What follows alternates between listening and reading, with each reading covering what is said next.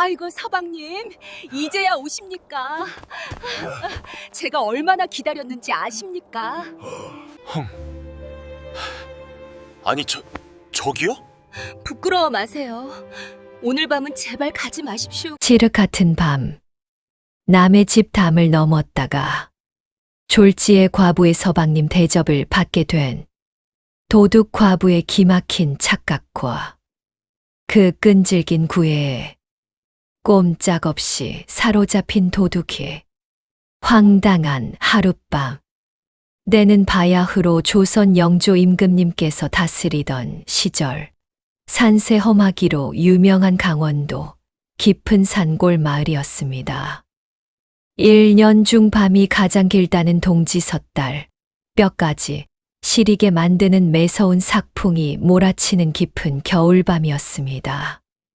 하지만 마을 끄트머리에 자리한 외딴 초가집, 청상과부 월매의 방 안은 한여름처럼 후끈한 열기로 가득 차 있었습니다. 마치 누군가를 기다리는 사람처럼 아궁이의 장작을 아낌없이 밀어넣은 탓에 아랫목은 절절 끓고 있었습니다. 그 뜨거운 방 한가운데 꽃다운 나이의 월매가 홀로 앉아 바느질을 하고 있었습니다. 바늘이 거친 무명천을 뚫고 들어갔다 나올 때마다 그녀의 가슴에도 구멍이 숭숭 뚫리는 것만 같았습니다. 한 땀, 두 땀, 바느질하던 손이 점점 느려지더니 이내 툭 하고 멈추고 말았습니다. 월매는 바늘을 내려놓으며 땅이 꺼질 듯 깊은 한숨을 내쉬었습니다. 그 한숨 소리가 어찌나 무겁고 처량한지 방 안의 호롱불 심지마저 위태롭게 흔들거렸습니다. 월매는 손바닥으로 뜨거운 방바닥을 쓸어보았습니다. 손이 데일 듯 뜨끈한 온기가 전해져 왔지만 그녀의 표정은 오히려 더 쓸쓸해 보였습니다. 이 아까운 온기를 함께 나눌 서방님 하나 없으니 방이 뜨거우면 뜨거울수록 가슴 한구석은 더 시리게 저려왔습니다. 그녀의 시선이 텅 빈 옆자리의 베개로 향했습니다. 주인을 잃고 덩그러니 놓여있는 낡은 베개 하나. 월매는 자신의 손등을 양볼에 갖다 대며 나지막이 중얼거렸습니다. 이 긴긴 밤, 님도 없고 벗도 없고 오로지 들리는 건 야속한 바람 소리뿐이구나. 옆집 순이네는 밤마다 웃음소리가 담장을 넘는데 내 팔자는 어찌하여 꽃도 피워보지 못하고 이리 시들어가는가. 눈가에 그렁그렁 맺힌 눈물이 호롱불 빛을 받아 구슬처럼 반짝였습니다. 그런데 바로 그 시각이었습니다. 월매네 집 무너진 흙담 너머에는 또 다른 인기척이 있었으니 그 정체는 바로 이 마을 장터에서 좀도둑질로 연명하는 팔봉이라는 사내였습니다. 밤새 내린 눈이 무릎까지 쌓인 담벼락 밑에서 팔봉은 추위에 꽁꽁 언 손을 입김으로 호호 불며 서 있었습니다. 팔봉의 꼴을 보자 하니 그야말로 가관이었습니다. 제대로 먹지 못해 광대뼈는 툭 튀어나왔고 며칠을 굶었는지 배가 등가죽과 딱 붙어서 서로 인사를 나눌 지경이었습니다. 뱃속에서는 천둥치는 소리가 꼬르륵하고 요란하게 울려 퍼지는데 그 소리가 어찌나 큰지 밤바람 소리마저 묻힐 정도였습니다. 그는 추위에 빨개진 코를 훌쩍이며 월매네 집 부엌 쪽을 굶주린 승냥이처럼 노려보고 있었습니다. 추워 죽겠네. 아니지, 춥기 전에 배고파서 먼저 죽겠다. 어디 먹을 것 좀 없나. 저 과부댁은 혼자 사니까 쌀독에 쥐가 파먹다 남은 쌀이라도 있겠지. 팔봉의 눈동자가 어둠 속에서 탐욕스럽게 번들거렸습니다. 살을 애는 추위보다 더 무서운 것이 바로 굶주림이었습니다. 그는 허리춤을 졸라매며 결심을 굳혔습니다. 오늘 밤은 기필코 저 집 쌀독을 비우고 말리라. 만약 빈손으로 돌아간다면 내일 아침에는 얼어 죽은 시체로 발견될 것이 뻔했기 때문입니다. 팔봉은 얼어붙은 손바닥에 따뜻한 입김을 호호 불어 녹인 다음 마른 침을 되뱉어 비장하게 발랐습니다. 그리고는 마치 한 마리 굶주린 들고양이처럼 소리 없이 담벼락을 타오르기 시작했습니다. 거친 흙담에 차가운 감촉이 낡은 옷감 너머로 생생하게 전해져 왔습니다. 한 발, 두 발. 오래된 기와 지붕 위로 낡아 빠진 집신 끝이 조심스레 닿았습니다. 밤새 내린 이슬과 눈이 살짝 얼어붙은 기와장 표면은 마치 기름을 발라놓은 듯 번들거리고 미끌미끌했습니다. 팔봉은 숨조차 제대로 쉬지 못하고 백가죽이 등에 붙을 만큼 잔뜩 긴장한 채 조심스레 무게중심을 옮겼습니다. 담장 꼭대기에 거의 다다라 안도의 한숨을 내쉬려던 바로 그 찰나였습니다. 팔봉이 디딘 왼쪽 발밑에서 세월을 이기지 못한 낡은 기와장 하나가 찌익 하는 불길한 소리를 내며 기우뚱하고 말았습니다. 순식간에 중심을 잃은 팔봉의 몸이 허공에서 요동쳤습니다. 그는 본능적으로 허우적대며 무언가 잡을 것을 찾았지만 손끝에 스치는 것은 차갑고 매서운 겨울바람뿐이었습니다.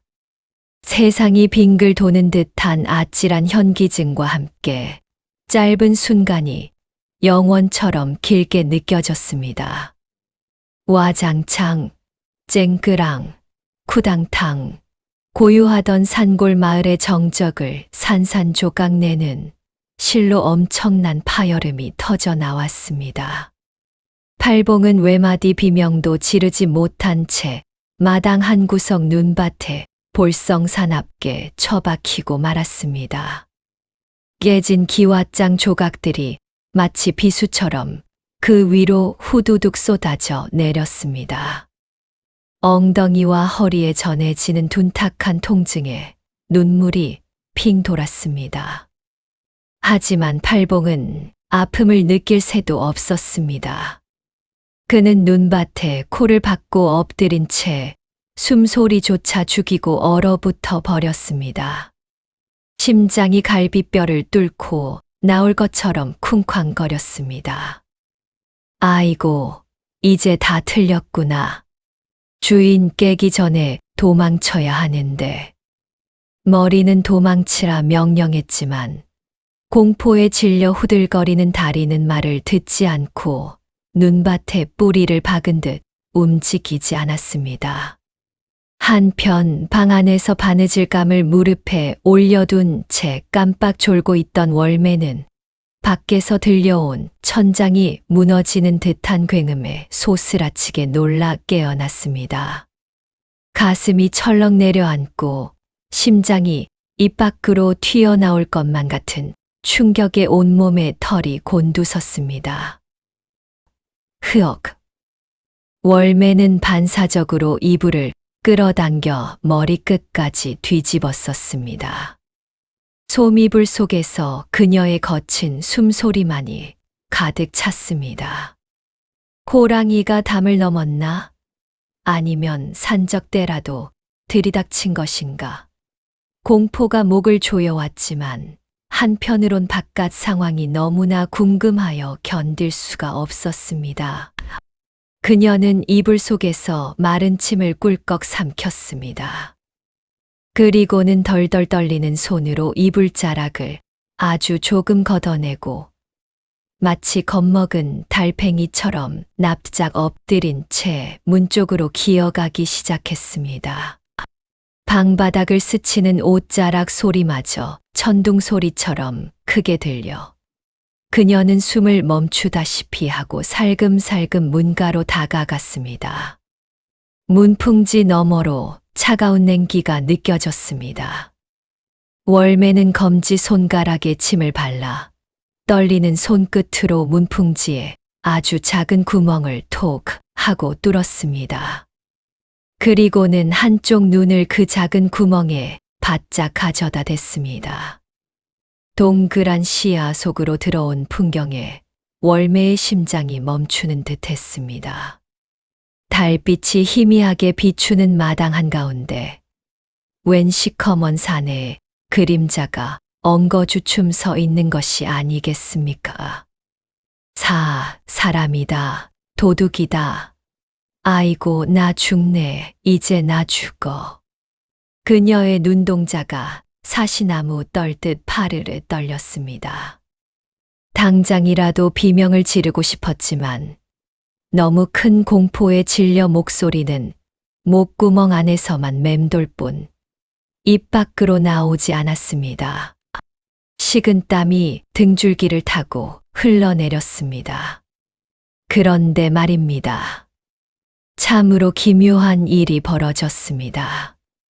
두려움에 떨며 문구멍으로 밖을 내다보던 월매의 눈에 그 도둑의 실루엣이 어쩐지 낯익어 보이기 시작한 것입니다. 어둠 속에 서 있는 저 산에 놀라서 잔뜩 움츠린 탓에 어깨가 솟아올라 다부져 보였고 발소리를 죽이려 까치발을 들고 선 덕에 키가 훤칠해 보였습니다. 월매의 눈에는 그 모습이 평소 장터에서 마주칠 때마다 남몰래 가슴 졸이며 연모해 오던 아랫마을의 훤칠한 미남 김도령처럼 보이기 시작했습니다. 월매의 머릿속에서 극심했던 공포는 순식간에 걷잡을 수 없는 핑크빛 설렘과 망상으로 뒤바뀌었습니다. 어머, 세상에, 설마 김도령님이 이 야심한 시각에 남몰래 나를 보러 오신 건가? 그래, 낮에는 남들 눈이 있어 차마 오지 못하고 밤이 깊어지기만을 기다리셨던 게야. 월매의 심장이 아까와는 다른 의미로 미친 듯이 뛰기 시작했습니다. 그녀는 급히 자리에서 일어나 경대 앞으로 달려갔습니다. 거울 속에 비친 자신의 얼굴은 공포로 하얗게 질려 있었고 쪽진 머리 위로 잔머리가 부스스하게 삐져나와 엉망이었습니다. 아이고, 내 꼴 좀 봐. 이 모습으로 그분을 맞이할 순 없지. 그녀는 떨리는 손으로 빗을 들어 헝클어진 머리를 급하게 빗어 넘기고 동백기름을 발라 정돈했습니다. 창백했던 양볼을 손바닥으로 찰싹찰싹 때리자 어느새 복숭아꽃 같은 붉은 홍조가 피어올랐습니다. 그녀는 스스로에게 최면을 걸듯 중얼거렸습니다. 내가 밤마다 정화수 떠놓고 빌던 소원을 천지신명님이 드디어 들으신 게야. 드디어 그분이 내게 오셨어. 도둑을 서방님으로 착각한 이 황당무계한 상황. 월매는 저고리 고름을 다시 매무새 있게 고쳐매고 깊은 숨을 한 번 몰아쉬었습니다. 그리고는 방문 고리를 잡았습니다.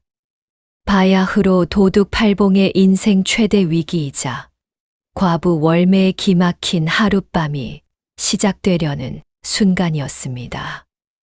끼익 하는 경첩 소리와 함께 굳게 닫혀있던 방문이 활짝 열렸습니다. 방 안에서 흘러나온 노르스름한 호롱불빛이 어둠 속에 웅크리고 있던 팔봉의 얼굴을 정통으로 비췄습니다. 갑작스러운 빛에 눈이 부신 팔봉은 엉겁결에 팔로 얼굴을 가리며 흠칫 뒤로 물러섰습니다. 이제 꼼짝없이 들켰구나.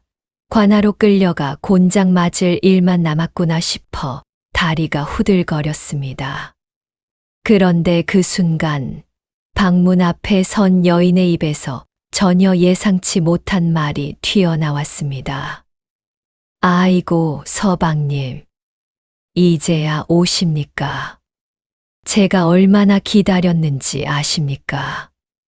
월매의 목소리는 물기 어린 반가움으로 가득 차 있었습니다. 그녀는 신발도 신지 않은 채 버선발로 마당의 눈밭으로 뛰어 내려왔습니다. 그리고는 얼어붙어 있는 도둑 팔봉의 차가운 두 손을 자신의 따뜻한 손으로 와락 움켜쥐었습니다. 팔봉은 너무나 당황하여 입만 벙긋거릴 뿐 아무런 말도 할 수 없었습니다. 눈앞에 이 여인은 자신을 도둑놈이라 부르며 몽둥이질을 하는 대신 마치 전쟁터에서 돌아온 난군을 맞이하듯 애틋한 눈빛으로 바라보고 있었습니다. 서방님, 어찌 이리 손이 찹니까?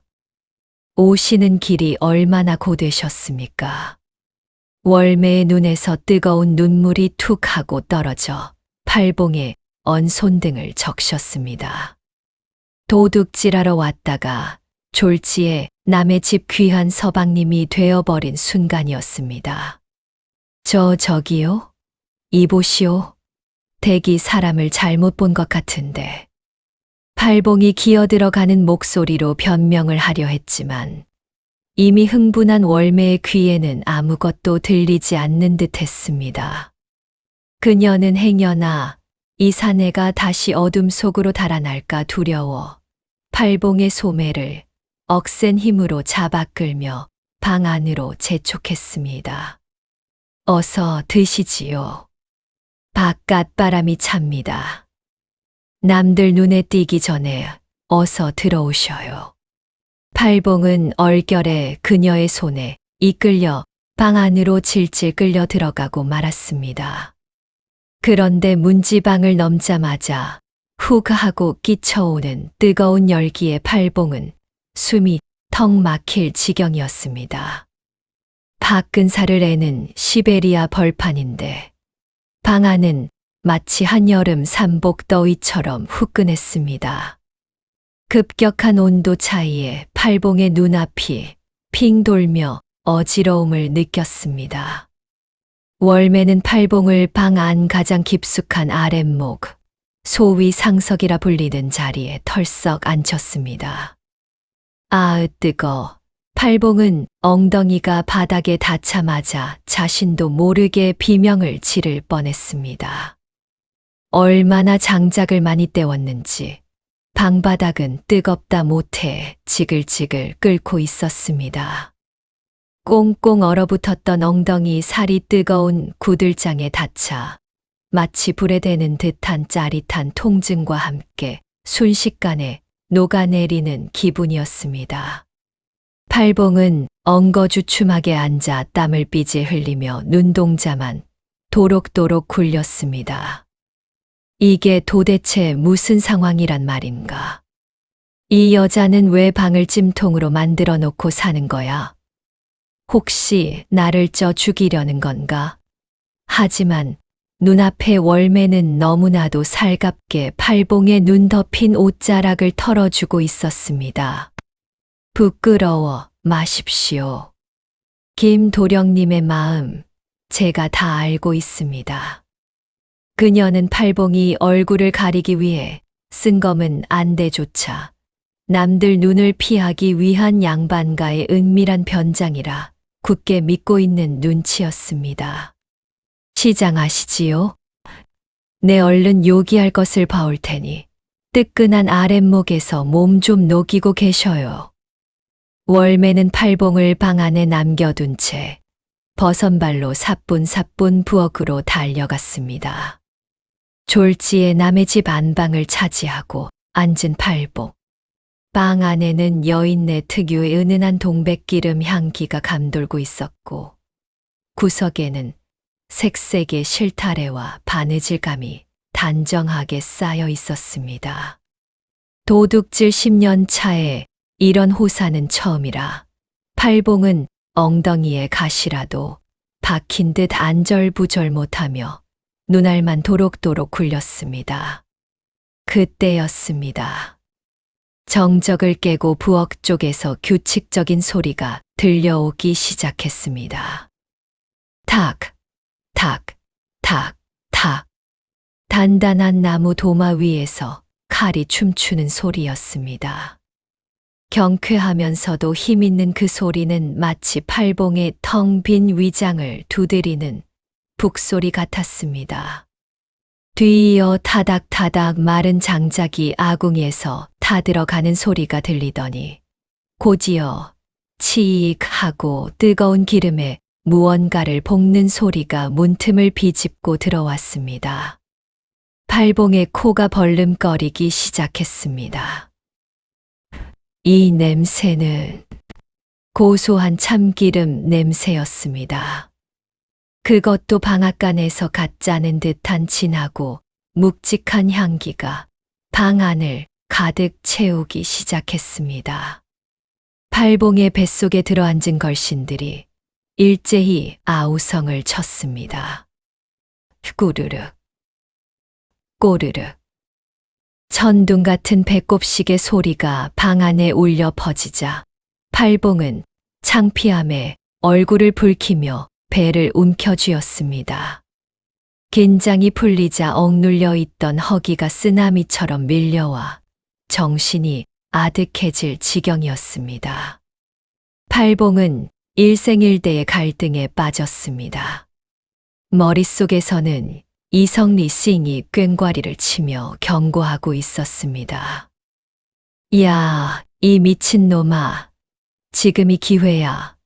여자가 부엌에 있을 때 도망쳐야지. 지금 안 나가면 관아에 끌려가서 곤장백태를 맞고 죽을 수도 있어. 팔봉은 마른 침을 삼키며 슬그머니 엉덩이를 들었습니다. 그리고 문 쪽으로 몸을 돌려 차가운 쇠 문고리에 손을 뻗었습니다. 지금 이 문을 열고 나가면 살 수 있다.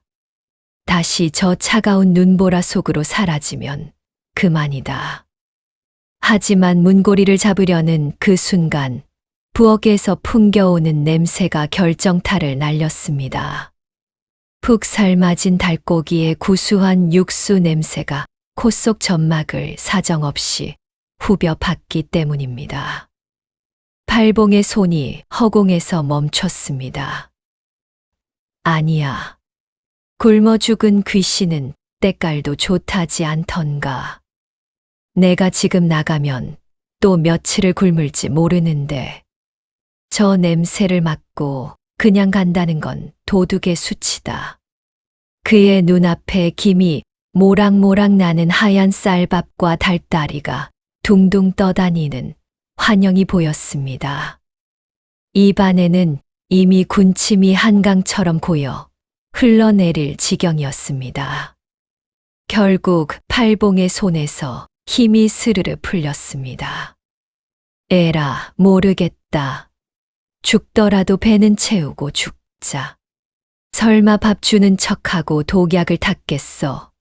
본능이 이성을 처참하게 짓밟아 버린 순간이었습니다. 팔봉은 다시 뜨끈한 아랫목에 털썩 주저앉고 말았습니다. 이 밥상이 자신의 운명을 어떻게 바꿔놓을지도 모른 채 말입니다. 얼마나 시간이 지났을까. 드디어 방문이 드르륵 열리고 월매가 들어왔습니다.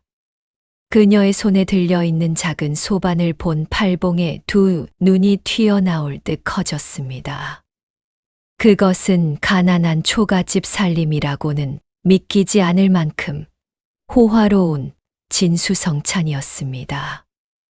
뚝배기 안에는 뽀얀 국물을 우려낸 씨암탉 한 마리가 통째로 들어가 위풍당당하게 다리를 꼬고 누워 있었습니다. 닭 껍질에는 윤기가 자르르 흘렀고 그 위로 썬 파와 깨소금이 먹음직스럽게 뿌려져 있었습니다. 그뿐만이 아니었습니다. 김이 모락모락 피어오르는 고봉밥은 갓 지은 햅쌀이라 찰기가 넘쳤고 땅속 항아리에서 막 꺼낸 묵은질은 시큼하고 톡 쏘는 향으로 입맛을 돋우었습니다.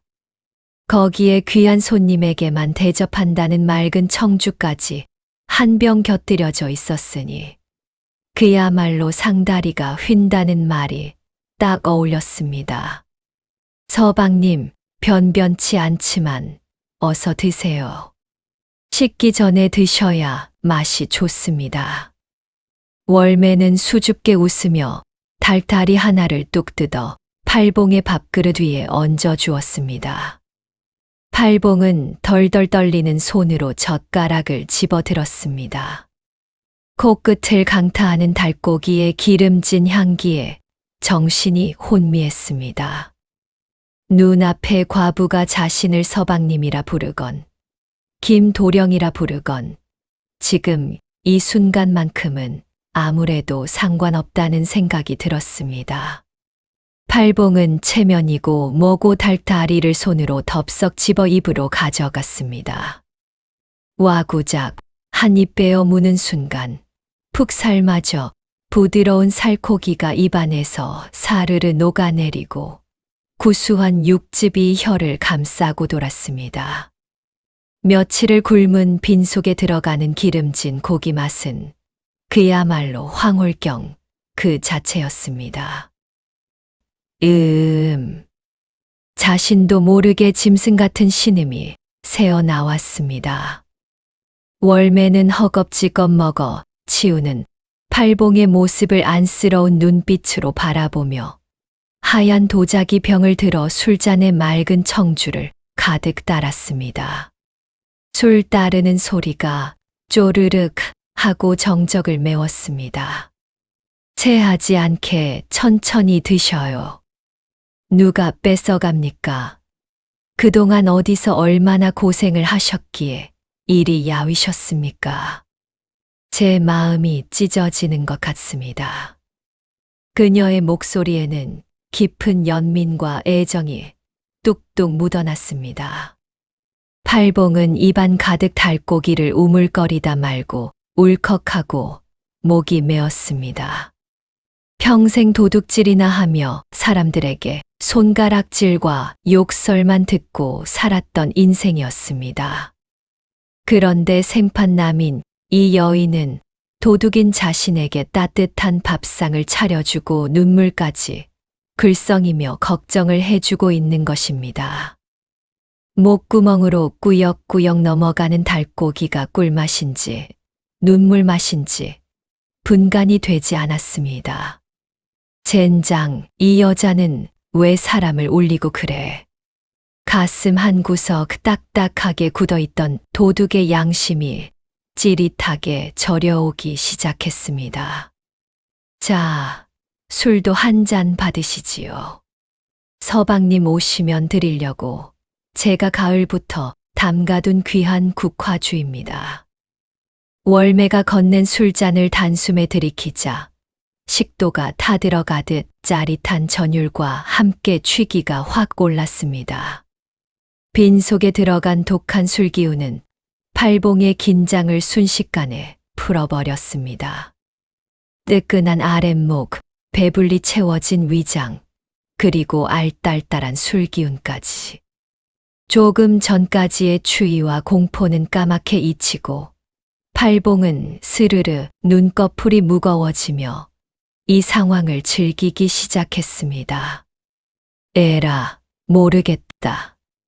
김도령인지 밥도령인지 오늘 밤은 내가 그놈이다.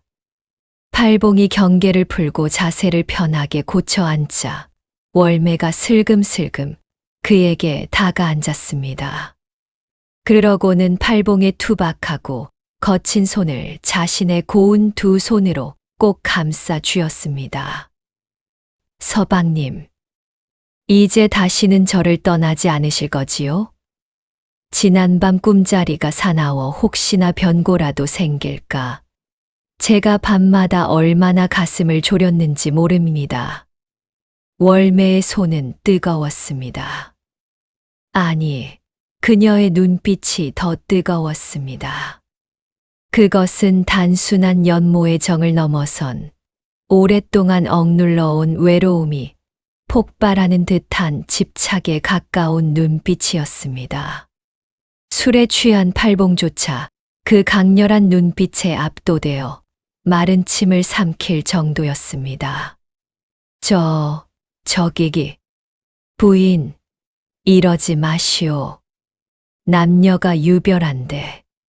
팔봉이 당황하여 슬그머니 손을 빼려 했지만 월매의 악력은 상상 이상이었습니다. 그녀는 아예 팔봉의 팔에 매달리며 애원하듯 속삭였습니다. 유별은 무슨 유별입니까? 우리는 이미 마음으로 100년 가약을 맺은 사이 아닙니까? 오늘 밤은 절대로 못 보냅니다. 바깥 눈보라가 저리 심한데 어딜 가시려고요? 그녀의 말대로 밖에서는 우르릉 쾅쾅하며 천둥 소리까지 들려왔습니다. 하지만 팔봉에게는 월매의 그 말이 천둥보다 더 무섭게 들렸습니다. 이 여자는 지금 진심이다. 나를 진짜 서방으로 만들어서 평생 이 방 안에 가둬두고 씨암탉만 먹일 기세다. 도둑놈 주제에 배부르고 등 따시니 딴 생각이 들 법도 하건만 월매의 기세가 워낙 대단하여 팔봉은 딴 마음은커녕 식은 땀만 줄줄 흘렸습니다. 큰일 났다. 밥만 먹고 도망치려 했는데 발목이 잡혔어. 호랑이 굴에 제 발로 들어온 격이구나. 팔봉의 눈동자가 도망칠 구멍을 찾아 방 안을 이리저리 헤맸지만 문 앞은 이미 월매가 떡하니 가로막고 있었습니다. 그때였습니다. 평화롭던, 아니 일방적이던 방 안의 공기를 산산조각 내는 요란한 소리가 들려왔습니다. 이리 오너라, 월매야, 안에 있느냐. 대문을 부서져라, 쾅쾅 두드리는 소리와 함께 술에 잔뜩 취해 혀가 꼬인 사내의 고함 소리가 담장을 넘어 방 안까지 파고들었습니다. 팔봉은 화들짝 놀라 마시던 물을 뿜을 뻔했습니다. 딸꾹, 저게 무슨 소리요? 월매의 얼굴에서도 핏기가 싹 가셨습니다. 그 목소리의 주인은 다름 아닌 진짜 김도령이었습니다. 평소엔 거들떠보지도 않다가 술만 취하면 찾아와 월매를 희롱하고 행패를 부리는 개차반 양반이었던 것입니다. 아니, 저 인간이 이 밤중에 왜 또? 월매가 당황하여 잡고 있던 팔봉의 팔을 놓고 자리에서 벌떡 일어났습니다. 하지만 더 놀란 건 도둑 팔봉이었습니다. 그의 머릿속이 하얗게 변했습니다. 김도령, 그럼 진짜 서방이 온 거야? 아이고, 망했다. 독수공방 과부인 줄 알았더니 서방이 있는 유부녀였어. 나 이제 간통범으로 몰려 멍석말이 당하고 맞아 죽게 생겼구나. 팔봉의 오해가 또 다른 오해를 낳으며 상황은 걷잡을 수 없는 아수라장으로 치닫기 시작했습니다. 문 열어라. 내 목소리 안 들리느냐? 오늘 밤은 내 꼭 너를 봐야겠으니 문을 열 거라. 밖에서 김도령이 고래고래 소리를 지르며 대문을 발로 차는 소리가 들렸습니다. 팔봉은 사색이 되어 방 안을 쥐새끼처럼 뛰어다녔습니다. 부인, 나 좀 숨겨주시오. 서방님이 오셨는데 내가 여기 있으면 우린 둘 다 죽소. 아니, 서방님은 당신. 아니, 저 사람은 서방님이 아니라. 월매가 상황을 설명하려 했지만 공포에 질린 팔봉의 귀에는 아무것도 들리지 않았습니다. 그는 장롱문을 열었다 닫았다, 이불을 들쳤다 놨다 하며 난리 법석을 떨었습니다. 어디 숨을 데 없소. 다락방, 벽장, 아이고, 나 살려. 결국 밖에서 우지끈 하는 소리가 났습니다. 낡은 대문 빗장이 부러지는 소리였습니다. 이제 곧 저 방문이 열리고 진짜 김도령이 들이닥칠 것입니다. 가짜 서방팔봉과 그를 서방이라 믿는 월매, 그리고 술 취한 진짜 김도령. 이 기막힌 삼자대면의 순간이 코앞으로 다가왔습니다. 밖에서는 김도령이 대문을 부술듯이 두드리며 고래고래 소리를 질러댔습니다. 월매야, 내 오늘 기어이 너를 보고야 말겠다. 그때 방 안에서 사색이 되어 떨던 팔봉의 눈에 들어온 것이 있었습니다. 바로 월매의 당당한 태도였습니다. 그녀는 두려워하기는커녕 문을 가로막고 서서 밖을 향해 매섭게 쏘아붙였습니다. 점잖으신 양반이 어찌 이리 행패십니까? 남녀가 유별하고 내외가 엄연하거늘 과부의 집에 함부로 들어오다니요. 그 모습을 본 팔봉은 순간 정신이 번쩍 들었습니다. 가만, 저 여자가 저리 당당한 걸 보니 밖에 저놈이 진짜 서방이 아니구나. 그저 치근덕대는 난봉꾼이었어. 상황을 파악한 팔봉의 가슴 속에서 알 수 없는 용기가 솟구쳤습니다. 자신에게 따뜻한 밥과 술을 준 이 여인을 지켜야 한다는 사내 대장부의 본능이 꿈틀거린 것입니다. 팔봉은 헛기침을 크게 한 번 하고는 굵직한 목소리를 깔아 뱃속 깊은 곳에서 우러나오는 호통을 쳤습니다. 에헴, 어떤 미친놈이 감히 남의 집 아녀자를 희롱하느냐. 내 당장 나가서 그놈의 다리를 분질러 놓을 것이니 썩 물러가지 못할까. 그 목소리가 어찌나 우렁차고 서슬이 펄언지 산천이 울릴 지경이었습니다. 방 안에 호롱불 그림자가 문창오지에 거대한 장군처럼 비치니 그 위세가 대단해 보였습니다. 방 안에서 울려 퍼진 낯선 사내의 벼락 같은 호통 소리. 그것은 술에 취해 객기를 부리던 김도령의 고막을 찢을 듯 강타했습니다. 헉, 김도령은 숨을 들이켜다 사례가 들려 캑캑거렸습니다. 과부 혼자 사는 집인 줄 알고 만만하게 보고 왔는데 안에서 들리는 소리는 호랑이 저리 가라 할 만큼 우렁찬 장사의 목소리가 아니겠습니까? 사내가 있어. 그것도 아주 힘 꽤나 쓰는 놈인가 보구나. 내가 여기서 얼쩡거리다간 뼈도 못 추리겠어.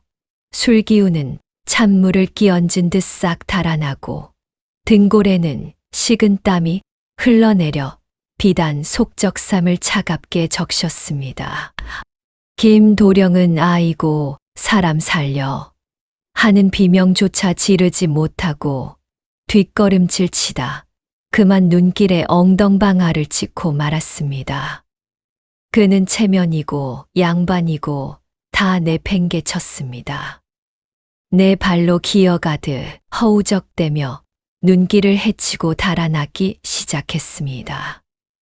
비싼 비단 도포 자락이 눈밭에 질질 끌리고 머리에 쓰고 있던 갓은 벗겨져 턱끈에 매달린 채 덜렁거렸습니다. 에구구, 내 신발. 한쪽 가죽신이 눈구덩이에 빠져 벗겨졌지만 그는 뒤도 돌아보지 않고 맨발로 차가운 눈 위를 콩콩 뛰며 어둠 속으로 주랭랑을 쳤습니다. 우당탕 쿵탕 그 볼성 사나운 소음이 마을 어귀로 멀어지더니 이내 다시금 정막이 찾아왔습니다. 방 안에서 문에 귀를 대고 있던 팔봉은 그제야 참고 있던 숨을 푸 하고 길게 내쉬었습니다. 긴장이 풀리자 다리에 힘이 쭉 빠져 그는 문고리를 잡은 채 스르르 바닥으로 미끄러져 내렸습니다. 심장이 아직도 쿵쿵거렸지만 입가에는 피식하고 실소가 새어 나왔습니다. 평생 남에게 쫓기며 도망만 다니던 도둑놈 팔봉이 난생 처음 누군가를 호통쳐서 쫓아낸 것입니다. 그는 자신의 떨리는 손을 내려다보며 묘한 뿌듯함을 느꼈습니다.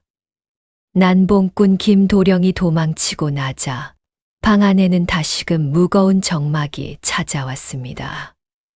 들리는 것이라고는 거칠게 몰아쉬는 팔봉의 숨소리와 타닥타닥 타들어가는 호롱불 심지 소리뿐이었습니다.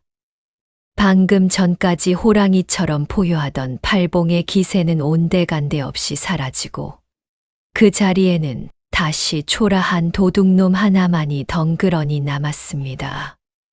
팔봉은 월매를 똑바로 쳐다볼 수가 없었습니다. 그녀는 금방이라도 쏟아질 듯한 그렁그렁한 눈망울로 자신을 마치 난세의 영웅이라도 되는 양 우러러보고 있었기 때문입니다. 서방님, 정말 장하십니다. 제 평생 이렇게 든든한 분은 처음 봅니다. 월매의 그 순수하고도 맹목적인 칭찬이 팔봉에게는 관아에서 치는 곤장보다 더 아프게 가슴을 후려쳤습니다. 아, 나는 이런 대접을 받을 위인이 못 되는데. 배부르게 먹은 씨암탉이 뱃속에서 돌덩이처럼 딱딱하게 굳어가는 것만 같았습니다. 자신을 믿어준 이 여인을 더 이상 속이는 것은 도둑질보다 더 나쁜 짓이라는 생각이 뇌리를 스쳤습니다. 팔봉의 가슴 속에서 양심이라는 놈이 비명을 질러댔습니다. 지금이라도 도망칠까? 아니면 끝까지 거짓말을 할까? 수만 가지 생각이 머릿속을 맴돌았지만 결국 그가 선택한 것은 진실이었습니다. 팔봉은 뜨거운 아랫목이 가시방석이라도 되는 양 엉거주춤하게 자세를 고쳐 잡았습니다. 그리고는 떨리는 두 무릎을 천천히 꿇었습니다. 두 주먹을 무릎 위에 꽉 쥐고 고개를 바닥에 처박을 듯이 깊이 숙였습니다. 그의 입술이 바싹바싹 말라 들어갔습니다.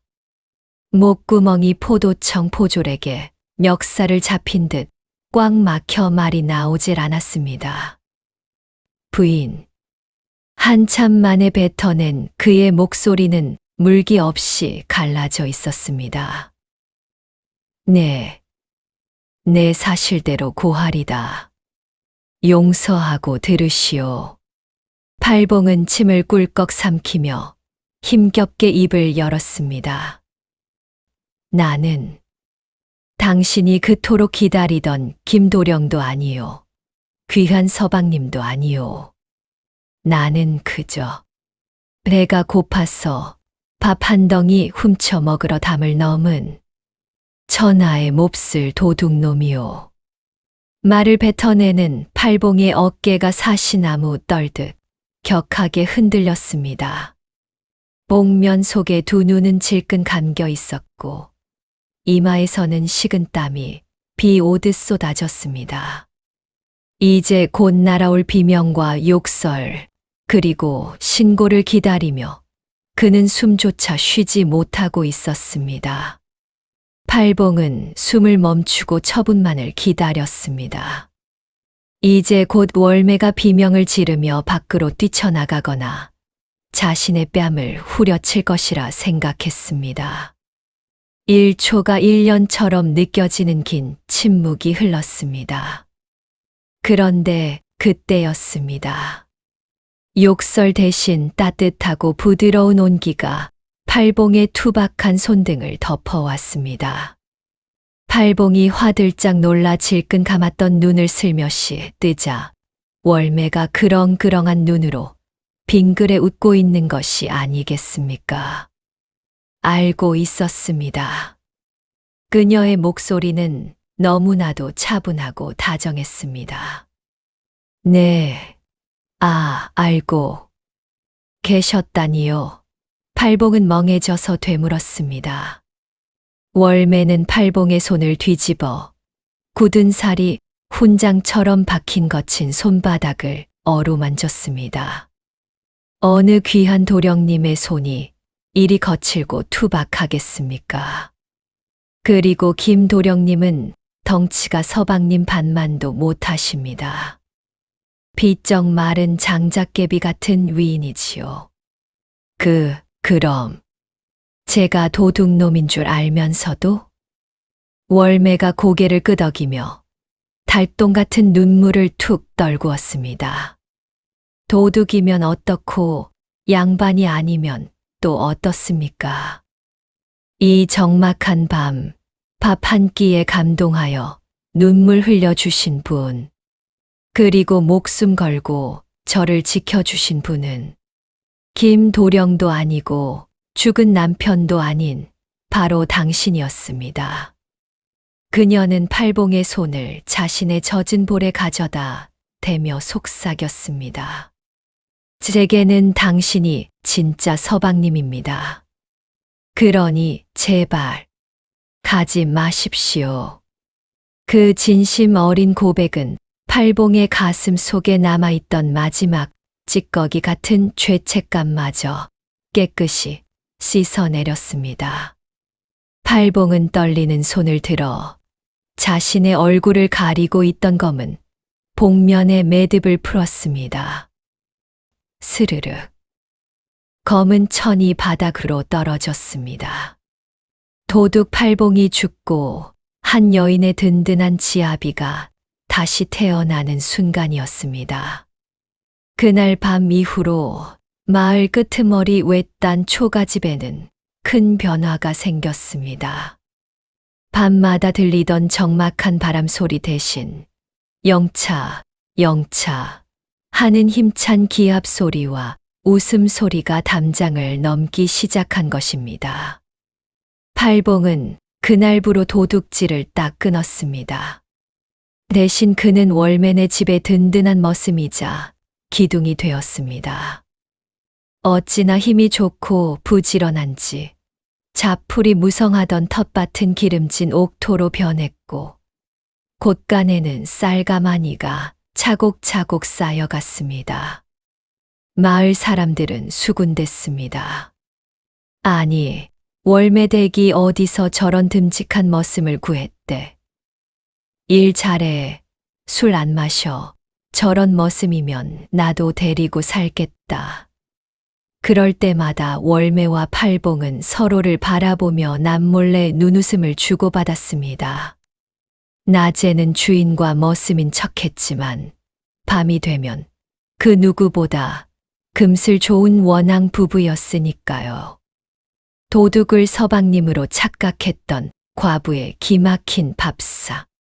그 따뜻한 밥 한 끼가 춥고 배고픈 도둑의 인생을 바꾸고 외로운 과부의 삶에 봄날을 가져왔습니다.